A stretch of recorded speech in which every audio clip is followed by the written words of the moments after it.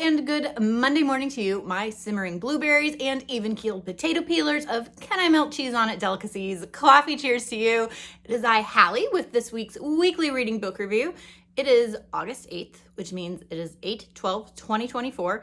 I don't know, it just sounds nice, and here's me wishing you all the good news today on this 8/12/2024. So pour yourself a cup of coffee if you would like to hear about the 2 books I read this week and others I have coming up. I think I'm actually going to read these ones next. So here we go.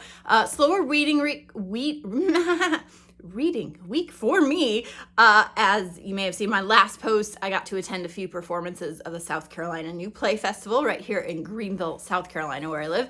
And so my head's already spinning with things I want to talk about on a blog post. So stay tuned for that, and I'll let you know when that's live. Fascinating. Okay, books I read this week. This is Children of Anguish and Anarchy by the lovely Tomi Adeyemi. This is the third in the Orisha trilogy, which began with Children of Blood and Bone. Stunning cover artwork and shiny. There is a map inside the front flaps, assigned to me because I got it from Books of Wonder. So this book was battle. There was also a lot of beautiful world building. We got to explore another kingdom and meet some new characters. We had 4 POVs from the previous 2 books in the series that we were following. So short chapters, page turnable, but very violent and very action-packed conclusion to that trilogy. Also, just the book is stunning. So if you read the first one, read the next 2, collect them. They are gorgeous. Just know that there's violence and bad guys and people we want to win. It's satisfying, but that was a lot. Okay. You may have seen this in my stories. I was going to talk about it later. I'm just going to get it out of the air now. The next one I picked up was this one. Oh, I already had a post-it note on there. This is Earthlings by Sayaka, reading it backwards, Murata. Do not read. I don't know how, I don't even want to show the cover. It was so cute. Do not read. It was awful. I don't know how it got reviewed. I don't know how it sold well. I was all in. Again, the cute hedgehog on the cover, and it was from a 9-year-old and then an 11-year-old's perspective, and her cousin, who she only gets to see once a year at her grandma's house for a festival, thinks he's an alien, and she thinks she's a wizard with magical powers, and super cute. But then it got into the most graphic child abuse I have ever read, and I was literally physically ill all day Saturday. So just skip it. Don't read it. I've put a post-it note trigger warning in it if I take it back to the used bookstore. I mean, some people read it. Maybe some people are okay with it. Not for me, and not for many of you, as you commented in my story. So just need to throw that out there, clear the air. And now we cleanse our palate with the way more delightful. This was Wicked Marigold by Carlson. This is brand new, middle grade. I already know which niece I'm giving this to for the holidays. So much fun. When I first heard her interviewed, I believe it was on the Middle Grade Matters podcast. It sounded to me like Caitlin Rozakis's Dreadful, which, can I reach it from where I'm sitting? No, I can't. But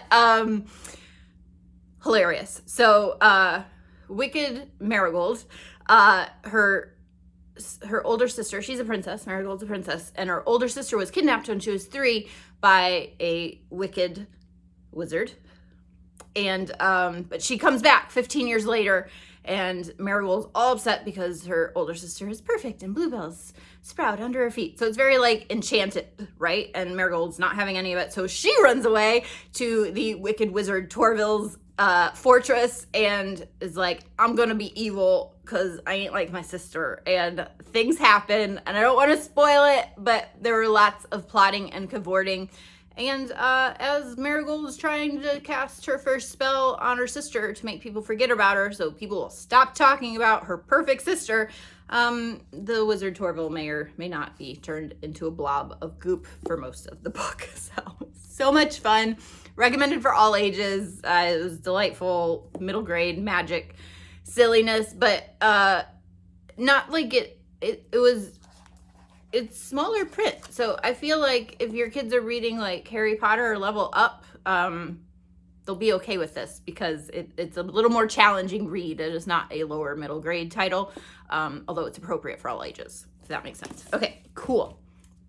Currently reading, also delightful. This is brand new, not out yet, coming out in September. This is Impossible Creatures by Katherine Rundell, and Knopf is publishing it, and they were kind enough to send me an advanced reader's copy. The blurbs on it are ridiculous, like from Philip Pullman and Neil Gaiman, and Catherine Applegate gets a blurb on the cover, and they're like, it's the next coming of Tolkien and Narnia, and this book is gonna live forever. And I'm like, that's like kind of impossible hype to live up to, but apparently Katherine Rundell wrote it, and they bought into it, and it looks like it's gonna be a lead title for Knopf this fall. And actually, I'm on page 30, and I already know which two nieces I'm gonna buy it for the holidays. So thoroughly enjoying this. The chapters are super short. The illustrations in my arc are not finished, but there's gonna be pictures throughout, which I love in illustrated middle grade, of course, and it's not graphic novel, it's not early reader chapter books, it's just a book with art, because yay, words and art and pictures. Gonna be great. And there's gonna be a bestiary in the back too. So we're dueling POVs, third person, but very like storyteller narrator-esque. And I'm loving it. I'm loving it. There are new creatures. There are things coming together. And like Neil Gaiman's The Graveyard Boy, our first chapter ends with, until the murderer came. And it's like, what? And so you have to keep reading. And the chapter's only a page and a half. So you keep reading. And then you get to the next character, and that ends on a cliffhanger. And then you're on the next character. And so well written, engaging. I've kind of bought into the hype already 30 pages in. So looking forward to that. Currently reading. And not intimidating, but it's going to be gorgeous. So looking forward to continuing. Impossible Creatures, Katherine Rundell. Mark it on your calendar, September 2024. That's what I know. Okay, reading next. After that one, a high school friend of mine recommended this one. This is Echo by Pam Muñoz Ryan, who you may know from Esperanza Rising. This one also got a Newbery Honor, and it is not a lightweight book. Yeah, recommended. Obviously, other people have read it. It came out in the early aughts, I think, or anyway, it's at least 10 years old. I don't remember. I looked it up to tell you, and now I'm fumbling because I don't know why. Copyright 2015. So I lied. 2015, almost 10 years old, but I'm looking forward to that multi-perspective, and apparently it's about musicians. That's all I know. I just heard it was recommended, and somebody said it's a kid's book, but I feel like everyone should read it, all ages, and I also preach that. So looking forward to Echo by Pam Muñoz Ryan. And I also got in the mail, you may have seen it in my stories, the lovely Ryan Graudin sent me an arc because I won it on her Instagram, because yay me. This is The Enchanted Lies of Celeste Artis. This is 1900s Paris. This is Ryan's adult debut, so congrats Ryan. It is also not a small book, so we'll see if I make it through both of those this week, although I don't have a theater festival to attend, so I won't be up past my bedtime, and I'll have more time to read without being asleep as soon as I get home. So looking forward to this one. If you missed the Olympics, Paris vibes, magical Paris vibes. I'm just going to read you this little yellow blurb on the back cover because this is why I want to read it ASAP.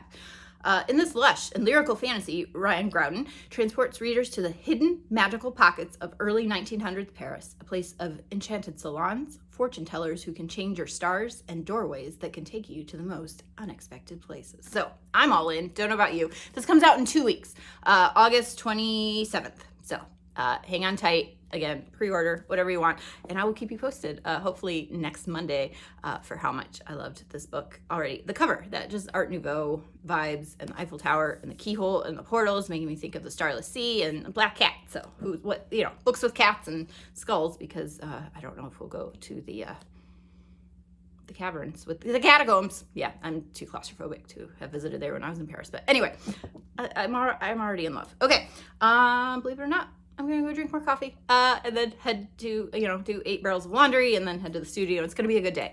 So I'll be writing about theater and things, and I love you guys, and let me know what books, stories you're loving, reading, watching. I only made it through like half an episode of Pushing Daisy season 2, but I'm still enjoying that rewatch and yay theater. Okay, coffee cheers. Talk to you later. Bye.